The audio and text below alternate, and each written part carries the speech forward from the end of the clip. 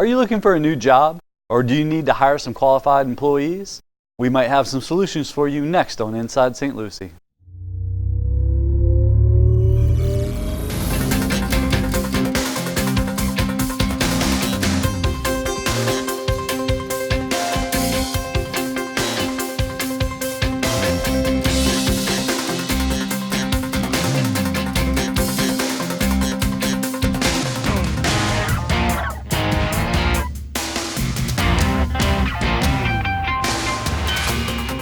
Hello and welcome to this edition of Inside St. Lucie, SLC TV's monthly government affairs show. I'm your host, Eric Gill, Communications Director for St. Lucie County. And on today's show, we're going to be talking about employment and the job market with my guests, St. Lucie County Commissioner Sean Mitchell and Brian Bauer, CEO with CareerSource of the Research Coast. But before we bring out our guests, here's some upcoming events and announcements from the Board of County Commissioners.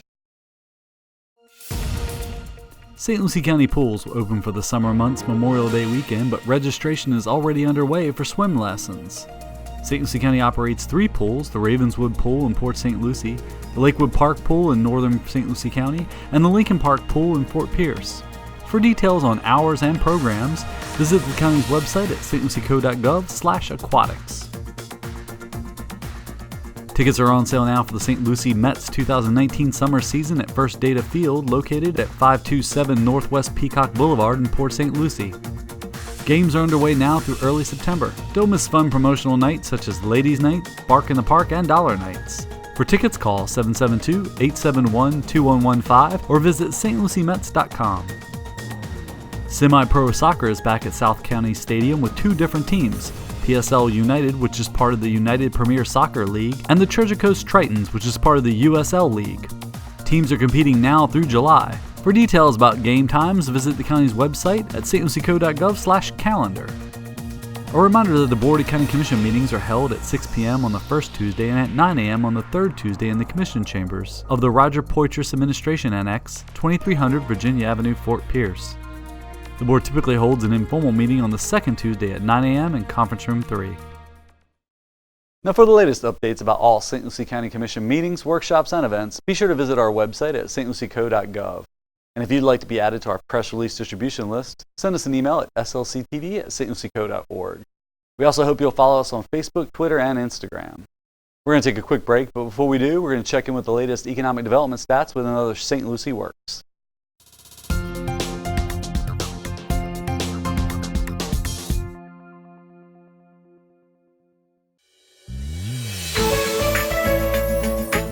St. Lucie's bed tax revenue remained relatively flat compared to last year's record-setting year. February's figures were less than 0.5% behind last year.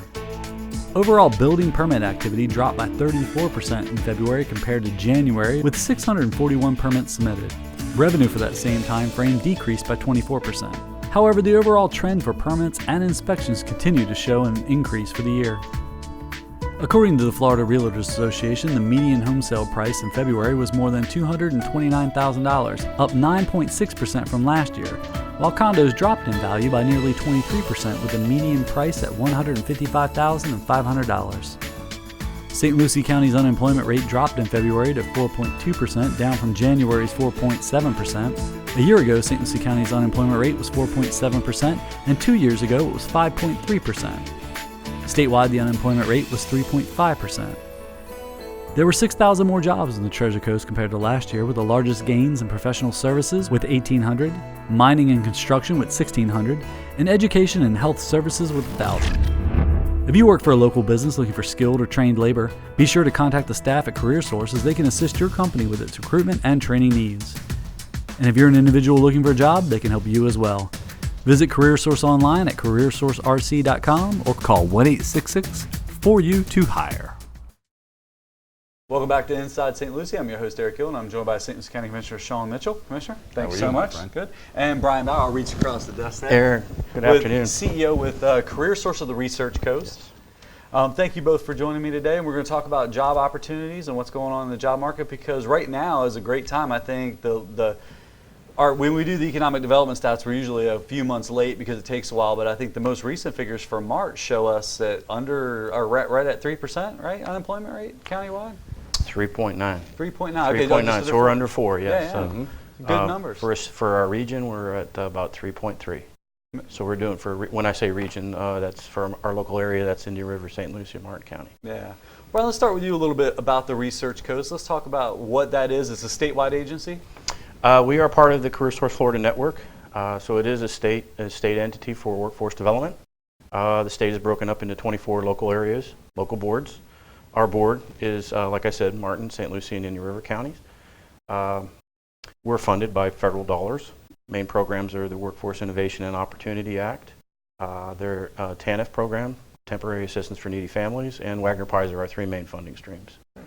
And so what kind of services do you all have if folks need a job, or now you also help employers too, correct? Yes, we do both sides. Individuals will come to see us for resume writing, interview prep, job search alone. We do offer workshops on building your skills, professional placement network. On the employer side, and we also offer training assistance for those that qualify in our program. So individual that might be either underskilled or looking at a different career pathway, if it's in one of our sectors, we can assist them with training assistance to go back to school. On the employer side, we have what is called one of the options, our tools in our toolbox, so to speak, is on-the-job training, or OJT, we call that. Short term, we do a lot of acronyms where we're at. Sure.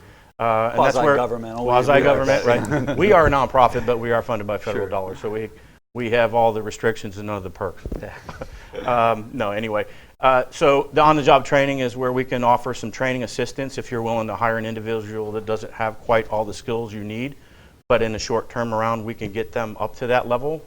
We'll help pay for up to 50% of the training costs for that individual to the employer.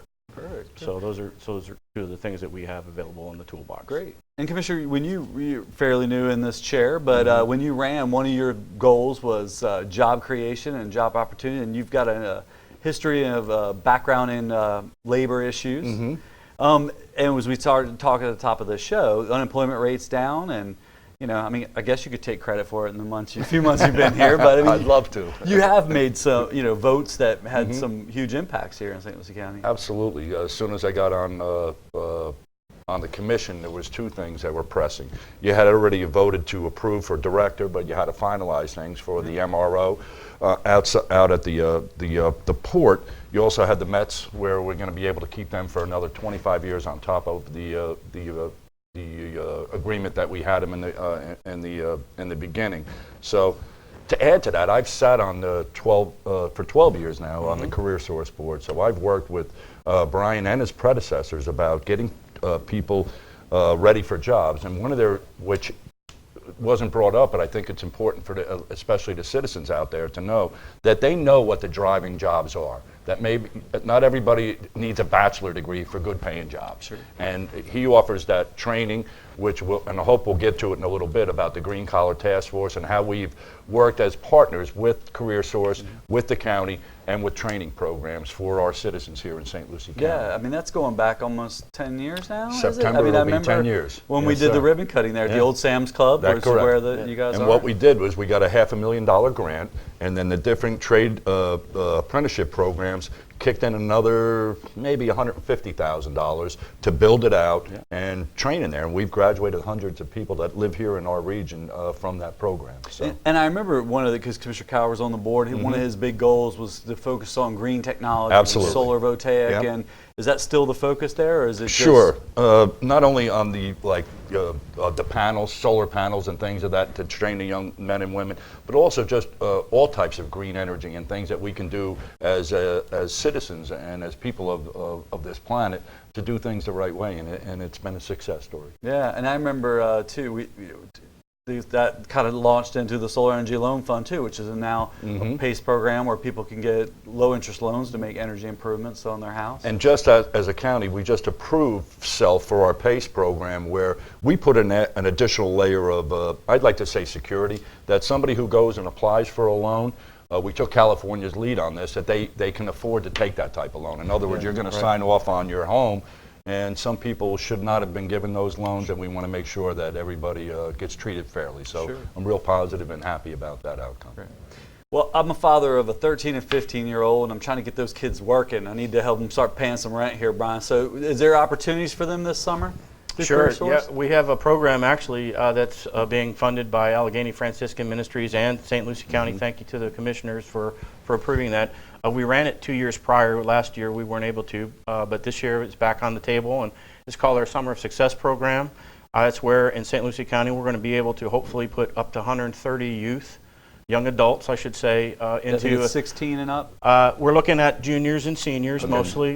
We will also look at some of our out-of-school kids that we serve through our WIOA program. But the focus is a 2-week employability skills. They go through our Youth Employment Skills Solutions program, which is a 2-week program. And once they have to complete that program, they get a certification. That teaches them how to talk, how to look, how to dress, how to be at work on time, not be on the phone texting while you're at work. All those things that we know that we need to make sure that our young adults have. So once they complete that, they go on a paid 6-week work experience program with all of the employers in our area to include. We'll have some here at the county. We'll have a bunch over at the school district. It is a partnership and collaboration with our St. Lucie County School District. So we'll have some kids from the school district working in the school district jobs, and we'll also have some with the county and the city. Fort Pierce, City of Port St. Lucie, as well as some of our private employers. So hopefully our focus this year, because we want to really start kind of tagging this along with some of the other projects that we're doing, to include boot camps in our sectors of focus. And one of those sectors is manufacturing, the other is skilled trade. So we need to start educating and informing our young adults that there are opportunities available outside of a 4-year degree. We're not saying that, I'm not saying, please don't misunderstand me, parents, that that a college degree is not worthwhile or something that you should not have your son or daughter take care of, but that you have the opportunity to get into a good career pathway right out of high school, and then maybe look at that 4-year degree down the road, or as you start building your credentials, some of those credentials match, or they'll be allowed to count towards your degree. So looking forward to kind of adding into that project, into the Summer of Success, to make sure that at the next level we're starting to put into those boot camps and such and so forth. So it is a total collaboration with all of our community partners. I do have to give a shout out to our partners at St. Lucie County Economic Development Council, our Indian River State College, of course, as well as our many other, Treasure Coast Manufacturing Association, Treasure Coast Builders Association. All those partners are all at the table trying to make this project a success. So.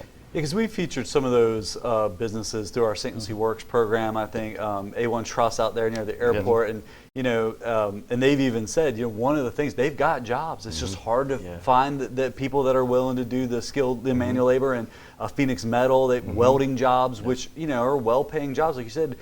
Not discouraging people from going to college, but not everybody can afford college. 4-year degrees are expensive now. I mean, it was expensive 25 years ago when I went through it, and it took me several years to pay off that student loan. Not everybody wants to do that, but there are opportunities, especially in St. Lucie County with some of the expansions we've done at Maverick and Pursuit. We didn't do the expansions, but we help expedite those permits to keep those businesses here.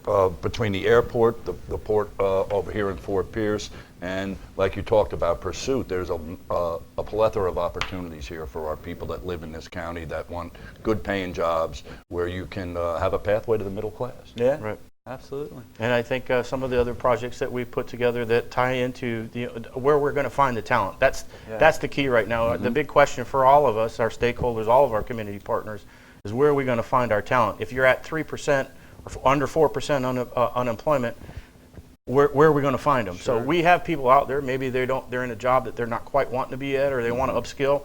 That's a population. Our young adults, we really need to focus on educating and informing our young adults about opportunities that can get them right into work, to get them paid, to have money in their pocket so they can buy a house quicker, so they can have that car, and then follow education later on, instead of having them go and be, well, I got a degree, but I don't know what my degree is in or what I'm going to use my degree for. And some of these apprenticeship programs have college credits. Exactly. Or the iron workers, which I've represented for many years, the apprenticeship training part of it, the tuition's free, but also you can get college credits. Right. And there are pathways to the middle class, and there's many opportunities for people that live in this city and in this county. And I think sometimes that apprenticeship is the world's best kept secret.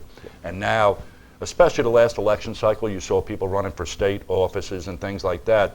That was their big push, apprenticeship training. Well, that's what I've been doing for 20 Yeah, years, yeah. and I'm excited that it's coming to our county and the opportunities that we have as a community.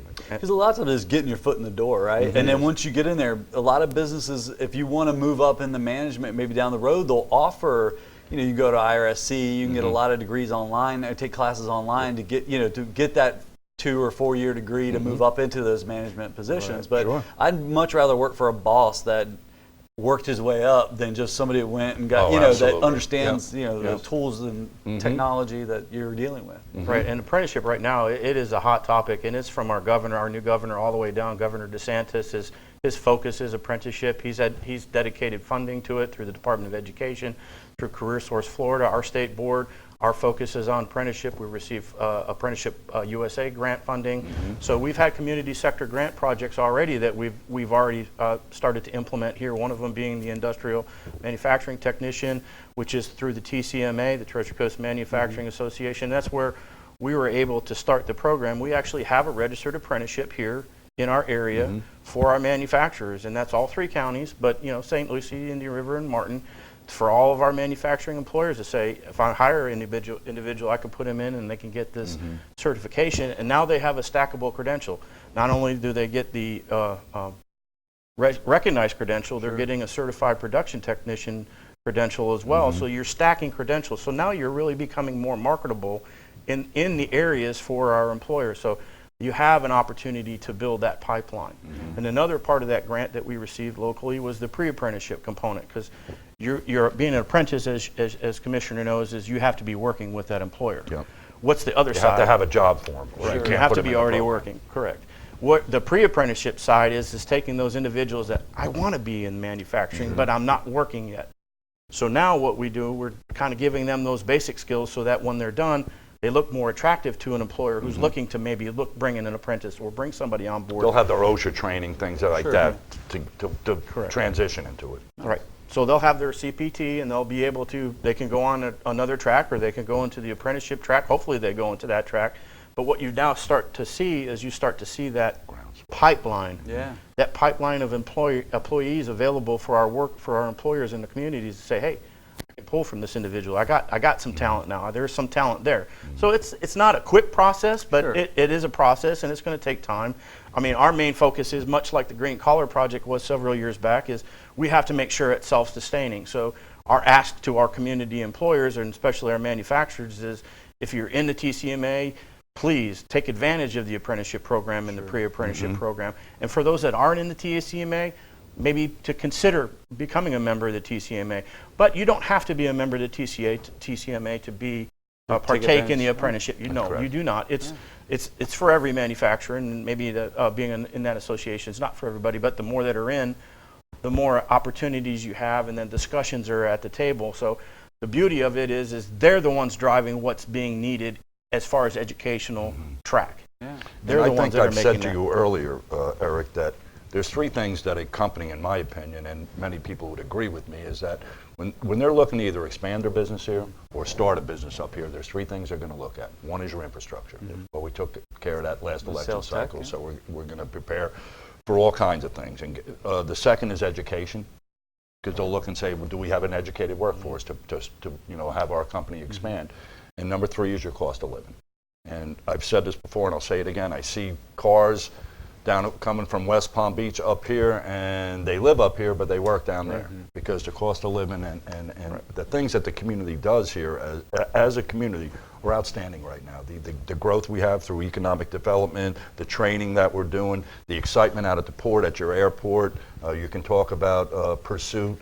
That's a huge company that they're expanding, and in record time, all the site plans were approved within 6 weeks, and Jill Marassa from EDC was bragging about it, and that's to our staff and to all the good things that this county is doing, and I'm real proud to be a part of this process because I'm so excited. I think that's 200 new jobs. 200 new jobs, a $20 right million away, and investment. eventually it's going to be some additional.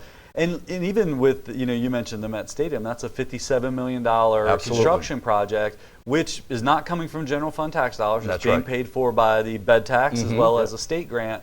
But that's construction jobs. If you go down there, there's guys, heavy equipment, and they're knocking down walls. And we have an MOU with the county and CareerSource, where 1 in 5 workers come from from a bona fide training and apprenticeship program, registered not only with the state but with the county. So I ran on putting people to work, a job creator, and these are good paying jobs. So I'm happy to see this coming. I'm excited for the young men and women who've been chomping at the bit to get into the programs. Yeah, because the idea is, you know, you want to graduate from high school or go off to college, you want to come back and work in the community. Yeah. Some people want to leave because it's hot in September. I don't blame them. August too. Yeah, August too. Yeah, but you can't beat February and March here. You know, so Can't beat April either. That's true. Yeah, so we have some good months. And I do have to tag along with what Commissioner Mitchell said. There's some game changers that have recently happened, and a lot of it has to do with our county commission and what we have been able to do here with the port, with the projects of Maverick and Pursuit. And I don't want to forget about healthcare. Yeah. Healthcare is another sector of Big our time. focus that, you know, we have really have some game changing coming on here, and that's with Cleveland Clinic coming to the area, both in Indian River County and here with Martin Health Systems in Tradition and in Martin County. So you're going to see a lot of wonderful opportunities coming. It's an exciting time to be here in St. Lucie County. It's, you know, it's an exciting time to hopefully bring that workforce here and keep that workforce that Commissioner said that are driving down. Maybe they don't need to drive down anymore. I can have a wonderful place to live here in our area and work in our area. Yeah. So a lot of great things are coming in all three of those sectors. That's so, what we want. We want people that live here. Yeah. Harvard did a study, I don't know if I ever told you this, but if you keep a local taxpayers' dollars here, that money gets spent 8 times over. So if you create the workforce that lives here, plays here, and lives here, well, it's beneficial to us as a community. Yes. And even on the healthcare issue, you know, the Veterans Nursing Home. So that's several, you know, I don't think it's a little over 100 jobs probably, you know, and not to mention the construction cost of that facility, which is coming along down there in Tradition. And the new tax collector's building I was by the other day, and I noticed a new hotel going up, you know, which again is going to help with the bed tax and, you know, another job market too. So. City Electric, Oculus, the employer, that whole area. The list goes on and on. It is. It's amazing, and it's like I said, it's a wonderful time to be doing what we're doing. You know, to make sure that we provide the proper talent to those employers that have committed to our area. So we're excited and we're ready to get to work. And I know that I speak for all of my partners and our stakeholders in our community, you know, that are involved in our Workforce Readiness Task Force, and that's from our school districts K through 12 to our post-secondaries, all of them. You're talking Kaiser University, you're talking IRSC, you're talking the Treasure Coast Technical College in Indian River County. We're all coming together. We're all at the table because we need to understand what's going on. We're all convening and saying, you know what's best for the employers in our community, so that we can make sure that we have the proper talent and the skilled and qualified workforce that they need.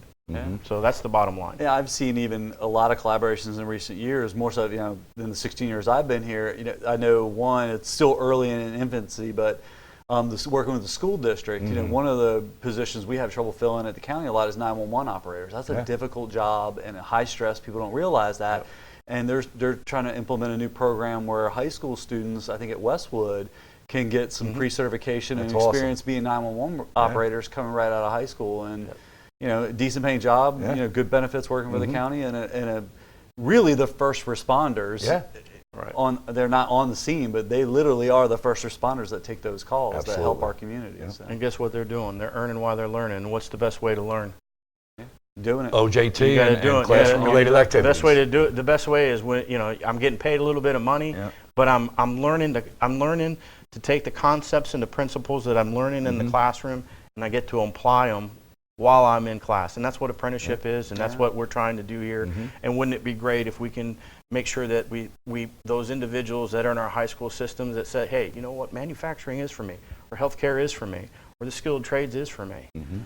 Let's get them in those classes while they're juniors and seniors, so that they have something when they come out, so they can go right away. And that doesn't mean that they stop. They continue on their education and their studies and all that, but they're earning while they're learning. If I could segue into that, we had a young man, his name is Robert Fortin, and he lives here in this county, and we have an annual apprenticeship competition where you take all your skills you've learned over your 4 years, your welding, setting up a transit, knots, all kinds of things, and the coolest part is a 35-foot column climb. Well, this young man, not only from St. Lucie, who trained at the Green Collar Task Force, he went to regionals, which is 16 locals, all within the southeastern United States, Tennessee, Alabama, Florida, Georgia. Robert won. And then he went to Minnesota this past summer and competed against 64, the best in Canada and the United States. And he's a homeowner here in our county. He started out as an apprentice. He graduated, and he just ran a job with 40, 50 guys on a FAU hospital, FAU stadium in Boca Raton, and a great young man. And that's the success story that I got to tell you as the citizens of this county, is that there are ample opportunities for you to reach the middle class. And college is good. I'm not saying that. I have a daughter who graduated college. She's a school teacher, and I have a son who he chose a career path to be an iron worker, and he's steadily employed out at your nuclear power plant. So there's pathways. Yeah, and even for those that don't have opportunities for the OTJ and the apprenticeship programs, volunteering is a great opportunity. I know it was kind of funny recently on social media, we put out that we're looking for volunteers. This county uses volunteers. We thanked our library volunteers recently.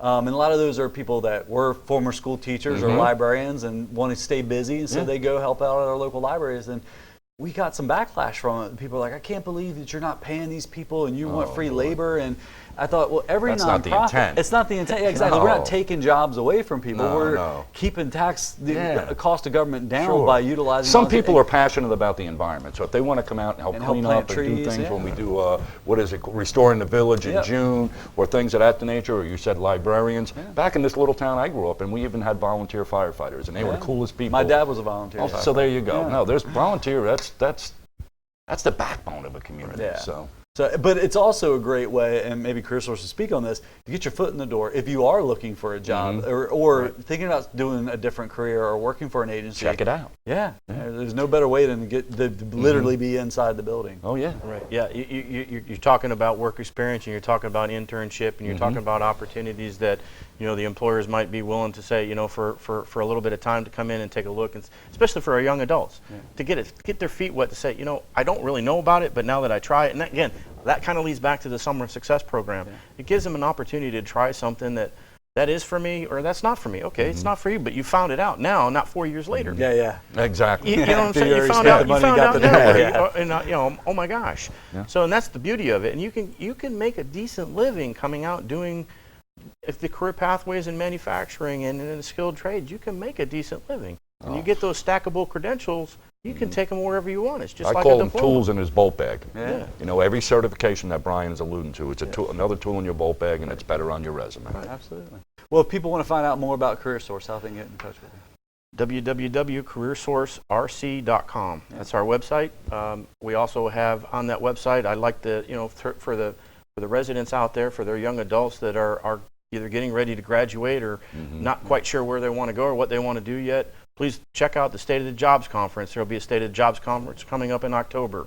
And that's where we provide a little informational session about the opportunities in these sectors that we talk about that otherwise they might not be aware of. So it's about educating and informing them. So those are the areas where, if you want to come talk, or you can always come see me at 584 Northwest University Boulevard, out across from the Met Stadium. So that's where our career center, our comprehensive career center is. So. And he's got a great crew of volunteer people that sit on that board. They're just, they're the backbone of our community there, and they're as engaged as anybody, just trying to do things right for their community. And these are all people that volunteer. So you're talking about volunteerism. Well, these are volunteers. Absolutely. Well, Commissioner, anything else you want to mention before we wrap up the show? Just been at this about 5 months now, and I want to thank the community for having your faith in me. I really enjoy the job. There's a lot to it, a lot of moving parts, but I'm engaged, I'm excited, and a lot of good times are ahead for St. Lucie County. We're going to work hard and make sure that we look after your tax dollars and make sure we put people to work and help with job creation. Absolutely. Well, thanks so much for taking the time, Brian. Good to see you again. It's good to see you here. Thank you for having me. Don't go anywhere. We're going to take a quick break. Before we do, we're going to check in with some progress being made out at the Treasure Coast International Airport. There's a new beacon of light on St. Lucie Boulevard designed to draw more attention and business to the Treasure Coast International Airport. St. Lucie County recently completed roughly $1.1 million in improvements to the airport entrance, with 80% of the cost coming from the Florida Department of Transportation and $135,000 from the county's Tourist Development Council's hotel tax, as well as a 20% match from the county's general fund. The airport's entrance enhancements include a new LED sign, the resurfacing of Curtis King Boulevard and the terminal parking lot, as well as the addition of 6-inch D-curbs along the entrance road and parking area, and new landscaping planted by the county's Environmental Resources Department. Work began in June of 2018 and will be completed by early May. The project was designed by Atkins and AECom, while the milling and overlay of the entrance road and parking lot was completed by Lynch Paving out of Tallahassee. And R&D Paving out of Lake Worth installed the new LED sign and built a new canal head wall and irrigation system for the airport entrance. The project used new thermoplastic paint, which sets quicker and adheres strongly to the surface, allowing the striping to retain its color and reflective capabilities much longer. These improvements make the Treasure Coast International Airport more appealing and professional, providing a better first impression for this $500 million economic engine. The Florida Department of Transportation recently completed an economic impact study for every airport in the Sunshine State and found that the Treasure Coast International Airport employs 3,403 people, with a total payroll of roughly $154 million, which generates a $509 million impact to the community. That figure is more than triple the state's previous study in 2014, which calculated the airport's economic impact at $155 million. County officials believe these figures will continue to grow with all the improvements in recent years, from the expansion of the terminal building and the renovations of the U.S. Customs facility, as well as the groundbreaking of the new 45,000 square foot hangar, which is set to begin construction this summer. To learn more about the businesses and investments being made at the Treasure Coast International Airport, visit flytci.com and be sure to tune in again for another project update. We hope you've enjoyed this edition of Inside St. Lucie, and we hope you'll tune in again next month. If you have topics or subjects you'd like to see covered here on the program relating to St. Lucie County government, give us a call at 772-462-1791 or send us an email at slctv@stlucieco.org. And if you'd like to see previously aired episodes of this or other SLC TV programs, visit our YouTube channel at youtube.com/stluciegov. Myself and the staff, I'm Eric Hill. Thanks for watching.